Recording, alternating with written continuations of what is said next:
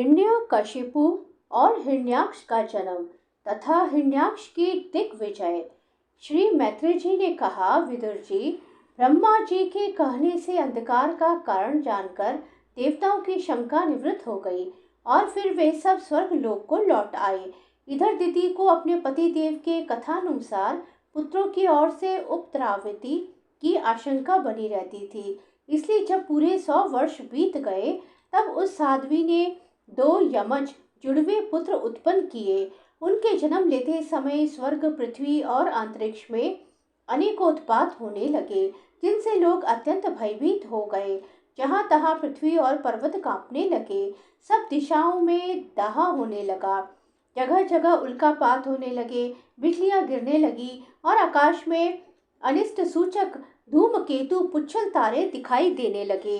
बार बार साए साए करती और बड़े बड़े वृक्षों को उखाड़ती हुई बड़ी विकट और असह्य वायु चलने लगी। उस समय आंधी, उसकी सेना और उड़ती हुई धूल ध्वजा के समान जान पड़ती थी। बिजली जोर जोर से चमककर मानो खिलखिला रही थी। घटाओं ने ऐसा सघन रूप धारण किया कि सूर्य, चंद्र आदि ग्रहों के लुप्त हो जाने से आकाश में गहरा अंधेरा छा गया। उस समय कहीं कुछ भी दिखाई न देता था। समुद्र दुखी मनुष्य की भांति कोलाहल करने लगा। उसमें ऊंची ऊंची तरंगें उठने लगी और उसके भीतर रहने वाले जीवों में बड़ी हलचल मच गई। नदियों तथा अन्य जलाशयों में भी बड़ी खलबली मच गई और उनके कमल सूख गए। सूर्य और चंद्रमा बार बार ग्रसे जाने लगे तथा उनके चारों ओर अमंगल सूचक मंडल बैठने लगे।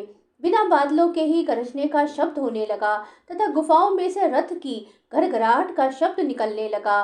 गांवों में गीदड़ और उल्लुओं के भयानक शब्द के साथ ही सियारियां मुख से धकती हुई आग उगलकर बड़ा अमंगल शब्द करने लगी।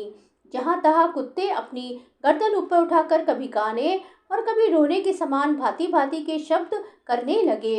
विदुर जी, झुंड के झुंड गधे और अपने कठोर खुरों से पृथ्वी खोदते और रेंकने का शब्द करते मतवाले होकर इधर उधर दौड़ने लगे। पक्षी गधों के शब्द से डरकर रोते चिल्लाते अपने घोंसलों से उड़ने लगे। अपनी खिड़कों में बंधे हुए और वन में चरते हुए गाय, बैल आदि पशु डर के मारे मलमूत्र त्यागने लगे। गौएं ऐसी डर गई कि धुने पर उनके थनों से खून निकलने लगा। बादल पीप की वर्षा करने लगे। देव मूर्ति की आंखों से आंसू बहने लगे और आंधी के बिना ही वृक्ष उखड़ उखड़ कर गिरने लगे। शनि, राहु आदि क्रूर ग्रह प्रबल होकर चंद्र, बृहस्पति आदि सौम्य ग्रहों तथा बहुत से नक्षत्रों को लांघकर वक्र गति से चलने लगे तथा आपस में युद्ध करने लगे। ऐसे ही और भी अनेकों भयंकर उत्पात देखकर सनकादि के सिवा और सब जीव भयभीत हो गए और तथा उन उत्पातों का मर्म न जानने के कारण उन्होंने यही समझा कि अब संसार का प्रलय होने वाला है। वे दोनों आदि देव जन्म के अनंतर शीघ्र ही अपने फलाद के समान कठोर शरीरों से बढ़कर महान पर्वतों के सदृश हो गए तथा उनका पूर्व पराक्रम भी प्रकट हो गया। वे इतने ऊंचे थे कि उनके सुवर्णमय मुकुटों का अग्रभाग स्वर्ग को स्पर्श करता था और उनके विशाल शरीरों से सारी दिशाएं आच्छादित हो जाती थी। उनकी भुजाओं में सोने के बाजूबंद चमचमा रहे थे। पृथ्वी पर जो वे एक एक कदम रखते थे उससे भूकंप होने लगता था और जब वे खड़े होते थे तब उनकी जगमगाती हुई चमकीली करगनी से सुशोभित कमर अपने प्रकाश से सूर्य को भी मात कर देती थी। वे दोनों यमज थे। प्रजापति कश्यप जी ने उनका नामकरण किया। उनमें से जो उनके वीर्य से दिति के गर्भ में पहले स्थापित हुआ था उसका नाम हिरण्यकशिपु रखा और जो दिति के उदर से पहले निकला वह हिरण्याक्ष के नाम से विख्यात हुआ। हिरण्यकशिपु ब्रह्मा जी के वर से मृत्यु भय से मुक्त हो जाने के कारण बड़ा उद्यत हो गया। उसने अपनी भुजाओं के बल से लोकपालों के सहित तीनों लोकों को अपने वश में कर लिया। वह अपने छोटे भाई हिरण्याक्ष को बहुत चाहता था और वह भी सदा अपने बड़े भाई का प्रिय कार्य करता रहता था। एक दिन वह हिरण्याक्ष हाथ में गदा लिए युद्ध का अवसर ढूंढता हुआ स्वर्गलोक में जा पहुंचा। उसका वेग बड़ा असह्य था। उसके पैरों में सोने की नुपुरों की झनकार हो रही थी। गले में विजय सूचक माला धारण की हुई थी। अपने कंधे पर विशाल गदा रखी हुई थी।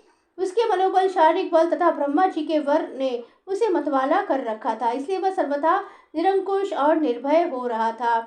उसे देखकर देवता लोग डर के मारे वैसे ही जहां तहां छिप गए, जैसे गरुड़ के डर से सांप छिप जाते हैं।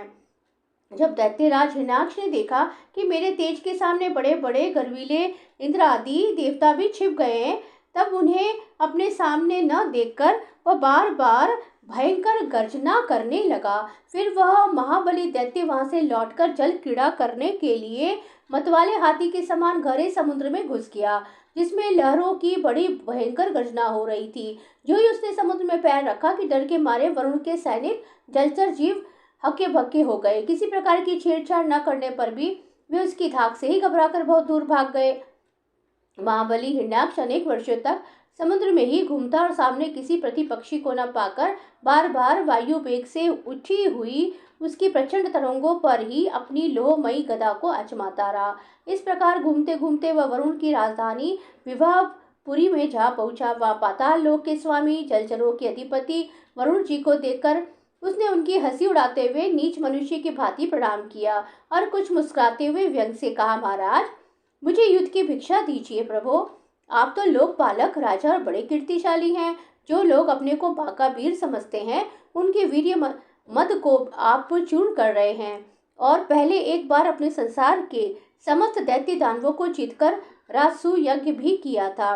उस मंदोन्मत्त शत्रु के इस प्रकार बहुत उपहास करने से भगवान वरुण को बहुत क्रोध आया, किंतु अपने बुद्धि बल से वे उसे पी गए और बदले में उससे कहने लगे, भाई, हम तो अब युद्धादि का कोई चाव नहीं रह गया है। भगवान पुराण पुरुष के सिवा हमें और कोई ऐसा दिखता भी नहीं जो तुम जैसे रणकुशल वीर को युद्ध में संतुष्ट कर सके। दैत्यराज, तुम उन्हीं के पास जाओ, वे ही तुम्हारी कामना पूरी करेंगे।